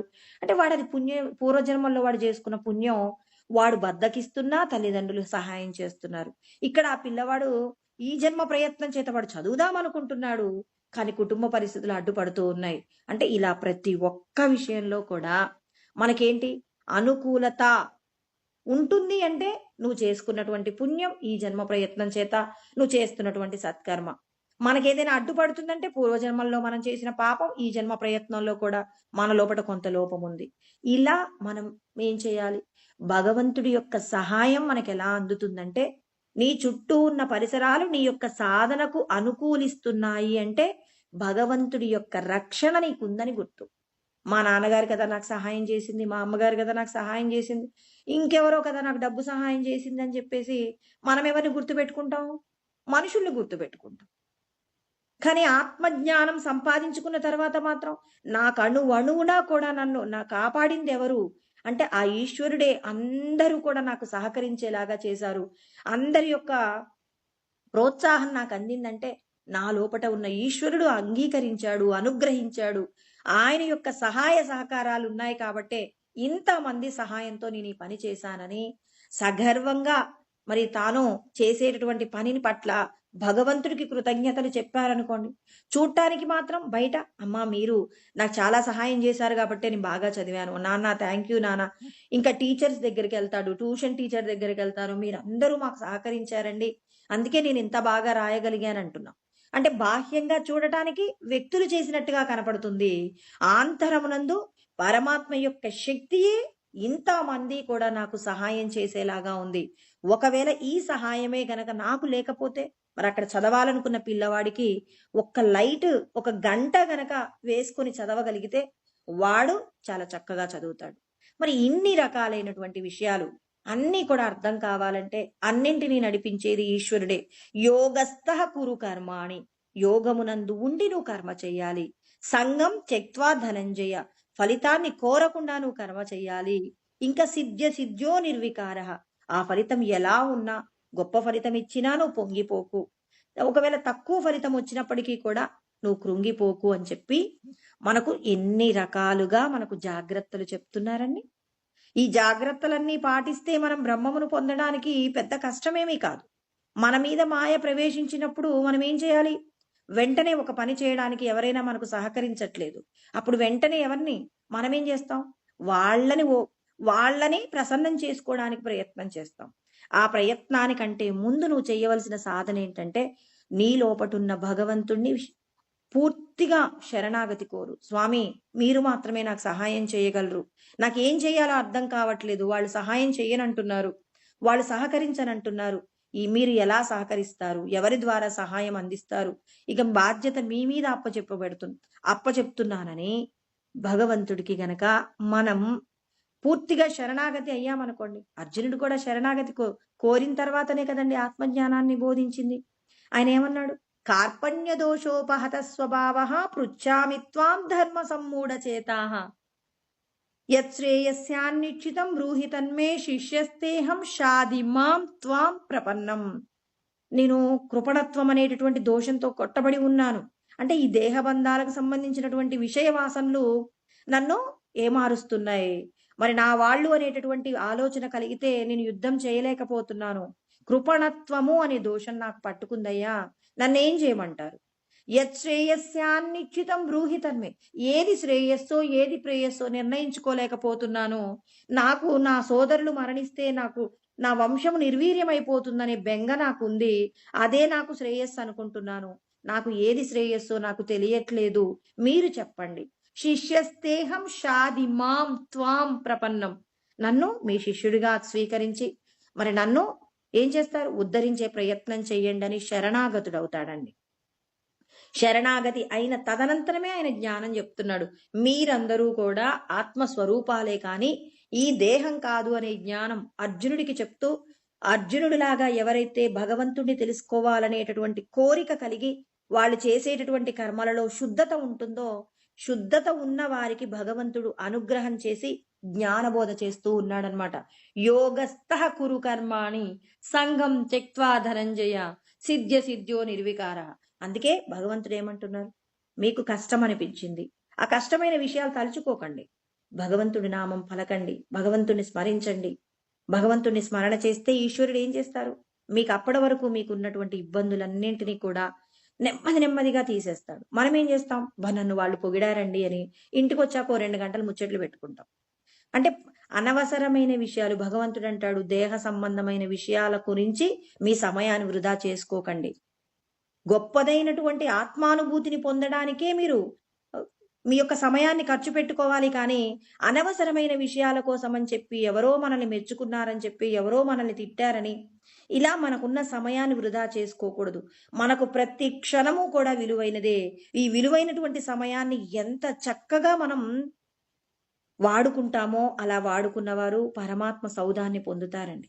అంటే భగవన్నామానికి సంబంధించిన స్మరణ చెయ్యండి, భజన చెయ్యండి, కీర్తన చెయ్యండి, శ్లోక పారాయణం చెయ్యండి, భగవంతుడి నామాన్ని రాస్తూ ఉండండి. ఇలా మీ సమయాన్ని గడపండి. వాళ్ళు ఇలా అన్నారని చెప్పి, అలా అన్నారని చెప్పి దేహ సంబంధమైన విషయాలన్నీ మీరు చేసినటువంటి కర్మల యొక్క ఫలితమే మీరు అనుభవిస్తున్నారు. కానీ మరి ఇవన్నీ శాశ్వతం కాదు. ఇవన్నీ కూడా మీ జీవితంలో రాసి పెట్టబడి ఉన్నవి. మీరు ఒక్కొక్కసారి ఎంత స్వచ్ఛంగా ఉన్నప్పటికీ కూడా మీ మీద నిందపడుతుంది. శ్రీకృష్ణ పరమాత్మ ధర్మానికి ప్రతీక. ఆయన ఎంత మందిని రక్షించే ధర్మంగా ఉన్న ప్రతి ఒక్కరిని రక్షించారు. కానీ అధర్మపరంగా ఉన్నటువంటి అధర్మపరులైనటువంటి మరి దుర్యోధనుడు కానివ్వండి, లేకపోతే ధృతరాష్ట్రుడు కానివ్వండి, తర్వాత ఇంకా కర్ణుడు కానివ్వండి, ఇంకా శిశుపాలుడు కానివ్వండి, ఇంకా చరిత్రలో చాలా మంది ఉంటారు. మరి వీళ్ళందరూ కూడా కృష్ణ పరమాత్మని ఏం చేశారు? అవమానించే ప్రయత్నం చేశారు. ఆయన తక్కువ చేసి మాట్లాడే ప్రయత్నం చేశారు. ఆయన ఎప్పుడైనా మరి వీళ్ళింత దుర్మార్గులుగా ఉన్న వీళ్ళకి ధర్మం చెప్పడంలో కృష్ణ పరమాత్మ ఎప్పుడైనా వెనకబడ్డారా? అధర్మ పరులైనటువంటి వాళ్లకు కూడా జ్ఞానమే బోధించారు. సత్యం తెలుసుకోండి, ధర్మంగా జీవించండి అనే ప్రయత్నంగానే అతను అందరికీ కూడా ఉపకారమే చేశాడు. ఉపకారము చేసిన కొంతమందికి మరి కృష్ణ పరమాత్మ నచ్చలేదు. అంటే మరి మనకేమనుకుంటాం? అబ్బా, అందరూ నన్ను పొగిడితే బాగుండు అనుకుంటాం. అందరు ఎలా పొగుడతారు? భగవంతుడు అంటారు, మీరు పూర్వజన్మల్లో చేసిన కర్మ ఫలాలు ఉన్నాయి కదా, వాళ్ళు చేసిన కర్మ ఫలాలు ఉన్నాయి. వాళ్ళకి ఎవరైనా ఎదిగితే చూడలేకుండా ఉండేటటువంటి మనస్తత్వం ఉంటుంది, అసూయ గుణం ఉంటుంది. మరి వాడు అసూయ గుణం చేత వాడు ఏం చేస్తాడు? నువ్వు చేసిన పనిని విమర్శిస్తాడు. అది వాడి యొక్క పాపం. దాని గురించి నువ్వెందుకు బాధపడతావు? విషం ఎవడు తాగితే వాడి మీదనే పనిచేస్తుంది. కానీ మనం ఏం చేస్తామంటే, విషం ఒకరు తాగితే బాధ ఇంకొకరు పడుతున్నారండి. మనల్ని ఎవరో మనల్ని చూసి అసూయ పడ్డాడు. ఇక్కడ ఆయన విషం తాగుతున్నాడు. విషం యొక్క ప్రభావం ఎవరికి పని చేయాలి? వాడికే పని చేస్తుంది ఖచ్చితంగా. కానీ మనం ఏం చేస్తాం? వాడు విషం తాగితే ఆ విషాన్ని మనం ఎక్కించుకుంటున్నాం. అయ్యో, నన్నిలా అన్నాడు అని చెప్పేసి మనకున్న సమయాన్నంతా అనవసరమైన, అనర్థకరమైనటువంటి, వ్యర్థమైనటువంటి విషయాల కోసం మన యొక్క ఆలోచన ద్వారా మనం ఏం చేస్తున్నాం? అవతలి వారి గురించి ఆలోచిస్తున్నాం. దానివల్ల మనమందరం ఏం చేస్తున్నాం? మనకున్న సమయాన్ని వృధా చేసుకుంటున్నాం. మనకి ఈ శరీరంతో మనకి గొప్పదైన, ఈ లోకంలో గొప్పదైన అంశం ఏదైనా ఉందంటే కాలమేనండి. కాలాన్ని నువ్వు ఎలా సద్వినియోగం చేసుకుంటున్నావు? భగవత్ సంబంధమైన కార్యం నిమిత్తం ఖర్చు పెట్టుకుంటున్నారా? లేకపోతే కేవలం దేహ సంబంధమైన విషయాల తాదాత్మ్యత కోసం మీరు మీ యొక్క సమయాన్ని ఖర్చు పెడుతున్నారు? ప్రతి ఒక్కరికి పరమాత్మ ఏమంటున్నారు? దేహ సంబంధమైన కార్యాలను దైవ సంబంధమైన కార్యాలుగా మలుచుకోండి. ఎవరికి ఏది చేస్తున్నా దైవానికే చేస్తున్నాను. ఎవరు నాకు సహాయం చేస్తున్నారు? నన్ను నడిపించేదెవరు?